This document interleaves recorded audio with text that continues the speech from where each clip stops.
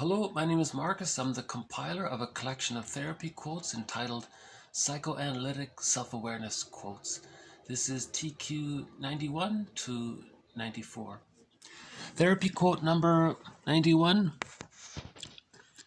Many fairy tales involve a hero following a ball or an apple to a secret and fantastic place. The message is to look within, into the unconscious.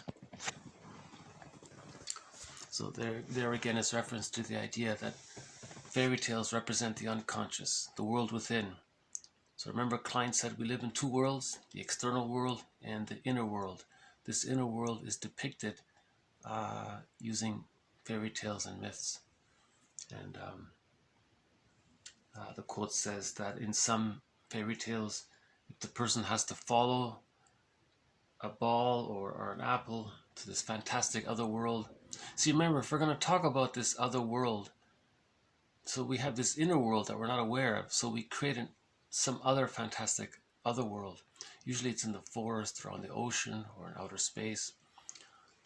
In Robert Bly's book Iron John, which is a rendition of a fairy tale. The hero in the story is in the forest, and then his dog goes missing. So he has to look in the unconscious, look inward, that kind of thing.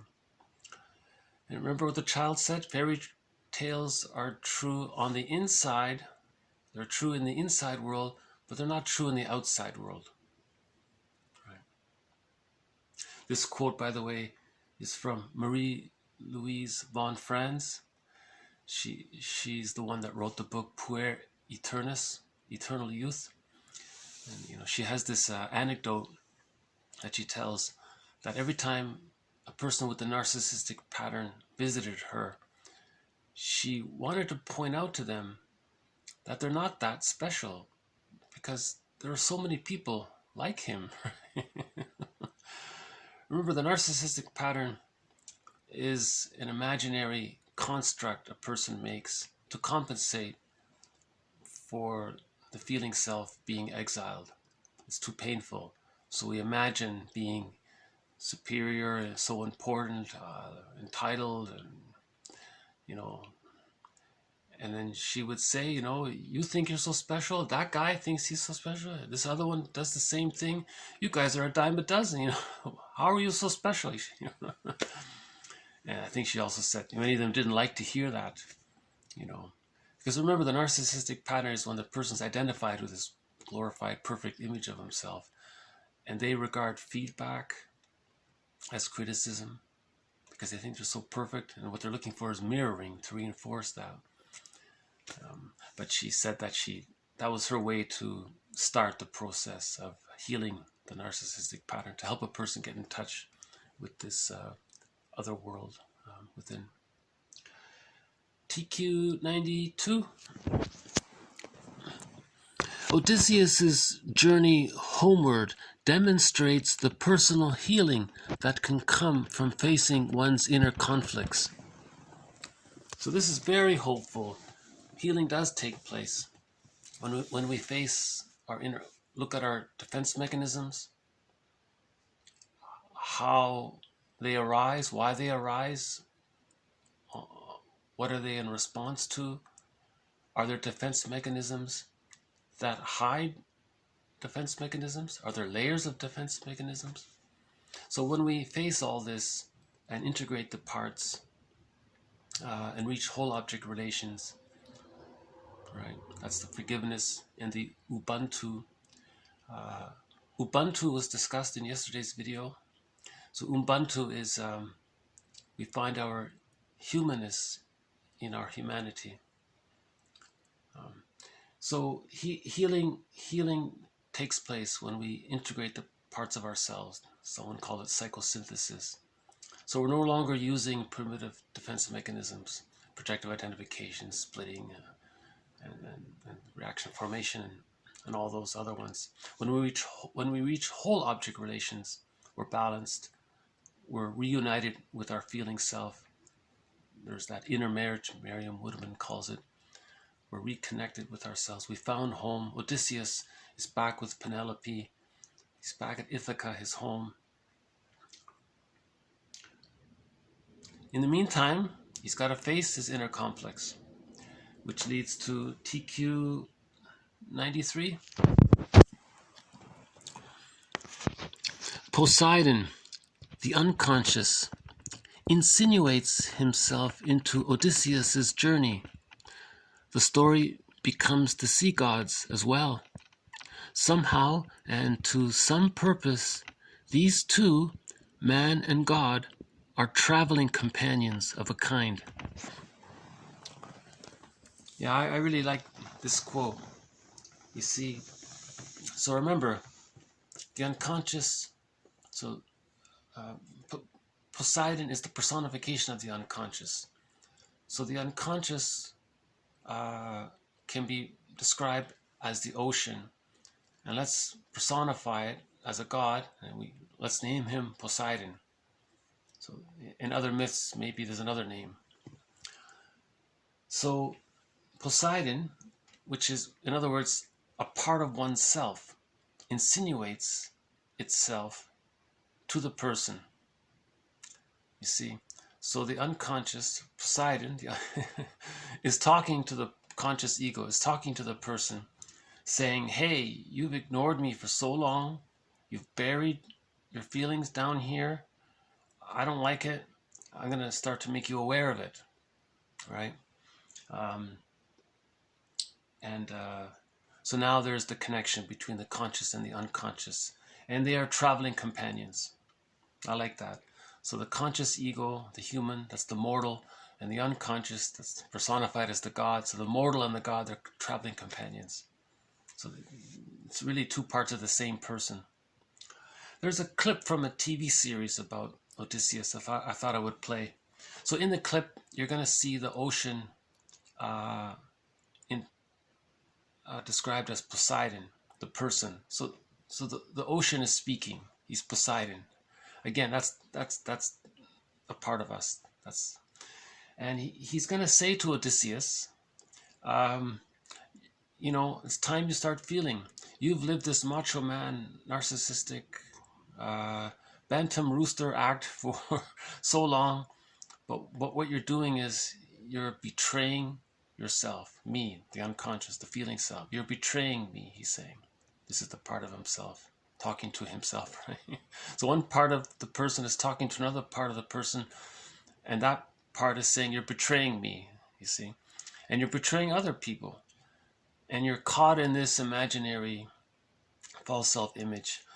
Enough. You're at midlife now. It's time to face your feelings and reunite with Penelope, and return to Ithaca, and reunite with your body and become embodied, and find that inner marriage with Penelope. Merriam-Woodman calls it the inner marriage, when the person and his feeling self are united. That's the whole object relations, right?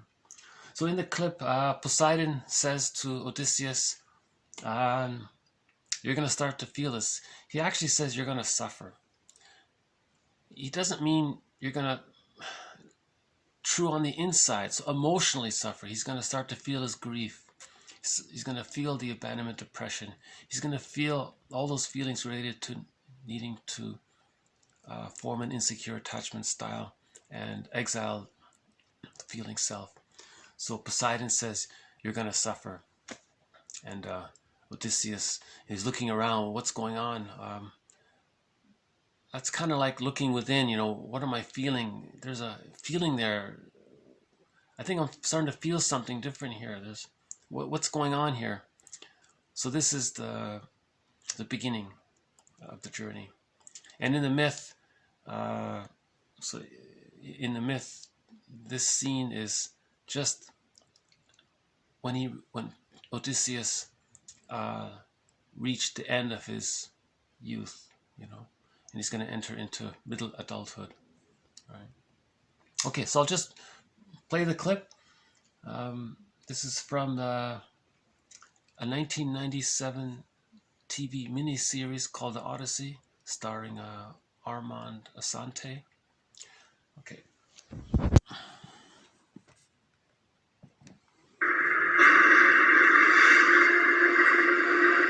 Do you see, you gods of sea and sky?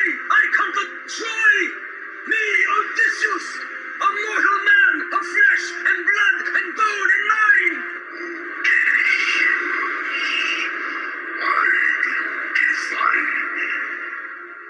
Who are you? It is I, Poseidon, god of the wine-dog sea. A man is nothing without the gods. You will suffer for this offense. Never again will you reach the shores of Ithaca. You cannot stop me! You will suffer.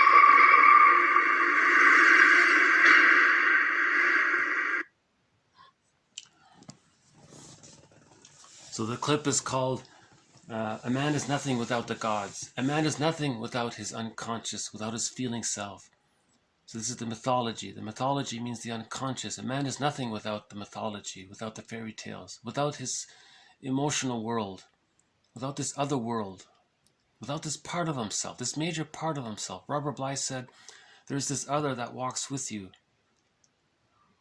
Karen Horney calls it the stranger that's with you. It's this part of you that we've denied, right? In some fairy tales, it's an animal lost in the forest. You're looking for that other major part of you, your feeling self. We are what we feel, our identities. It's feelings, right? It animates us, it makes us feel and alive, right? So, again, just to be clear, Poseidon is saying you're going to suffer. It doesn't mean, it's nothing about revenge. It's nothing about anything in the outer kind of thing. It's about, you're going to start to feel now. You're going to feel your feelings now. You're going to suffer. Because up till that point, he was in denial of all this. He was just this macho man. He was oblivious to the feminine side. Remember, every person is balanced. We need the masculine, the doing side, and the being side, right?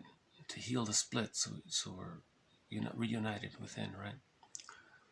So that's from a 1997 TV series called The Odyssey. It's a very good TV series, very highly recommended, starring Armand Assante. To my mind, this is really the only movie TV version worth watching. It's very well done. It was an international production, and that's interesting in of itself, because this is a universal theme, how there's a gap between the imaginary self that we create for ourselves, the ego ideal, and the real felt self. And one author says, Odysseus has a long journey because that gap is quite large. He's very disconnected from himself. Penelope and Ithaca are very far from home, from him. So he has this long journey. That symbolizes this disconnect he feels. Right. Okay, so we'll do one more, TQ 94. Odysseus docked at Calypso's island. Calypso derives from the Greek verb meaning to envelop. So there's a bit of mercy in the journey. In the story, Odysseus is on an island. He's with a beautiful woman. He's being taken care of. Envelope, she's holding him, hugging him, comforting him, mothering him, basically. That represents inwardly, symbolically, that maybe there's a time where we just need to feel kind of to rest inwardly, it's a kind of regression, maybe, feeling emotionally dependent, maybe, but it's temporary. So in the external world, we have a holiday, we take a rest. In the inner world, maybe there's this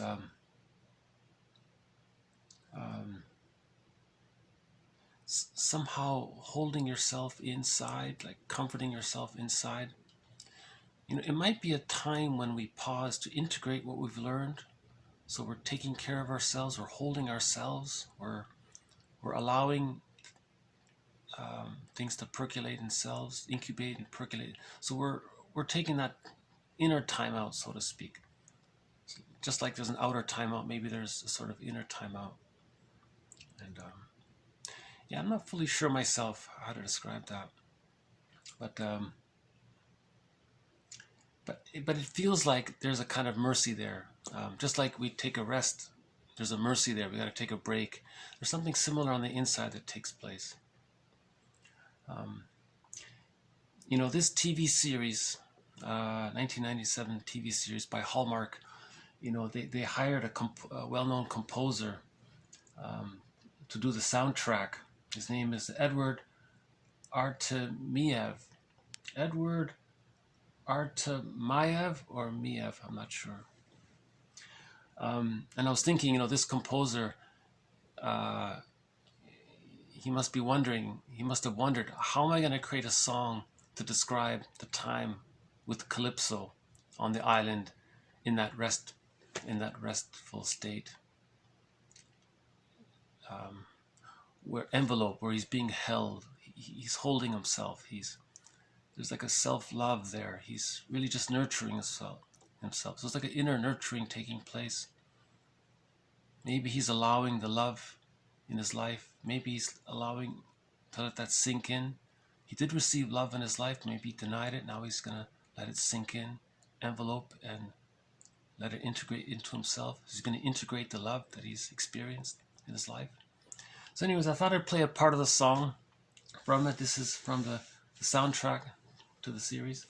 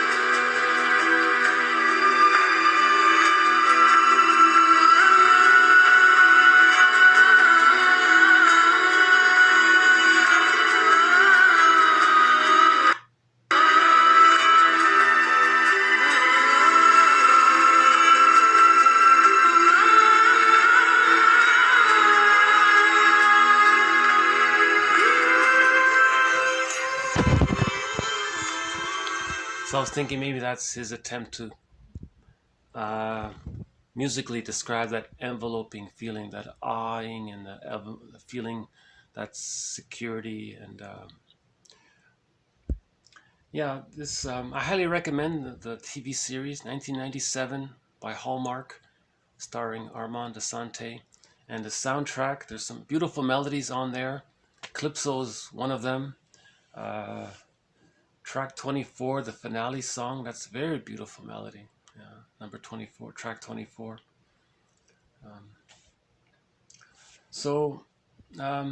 There will be future quotes on Odysseus. You know, so for men and for women as well. But we've got Iron John by Robert Bly.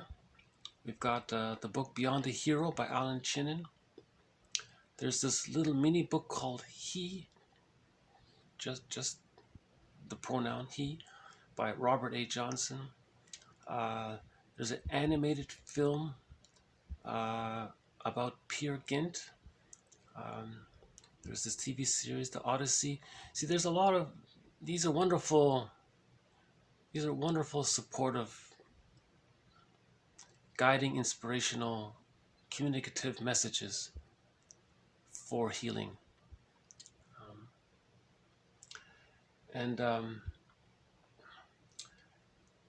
I guess if it's okay, maybe I'll just run through the 4 quotes and we'll close it there. So this is TQ 91 to 94. Once more time. One more time. Many fairy tales involve a hero following a ball or an apple to a secret and fantastic place. The message is to look within, into the unconscious. Odysseus' journey homeward demonstrates the personal healing that can come from facing one's inner conflicts. Poseidon, the unconscious, insinuates himself into Odysseus' journey. The story becomes the sea gods as well. Somehow and to some purpose, these two, man and god, are traveling companions of a kind. Odysseus docked at Calypso's island. Calypso derives from the Greek verb meaning to envelope. Okay, thank you very much. See you next time. Bye for now.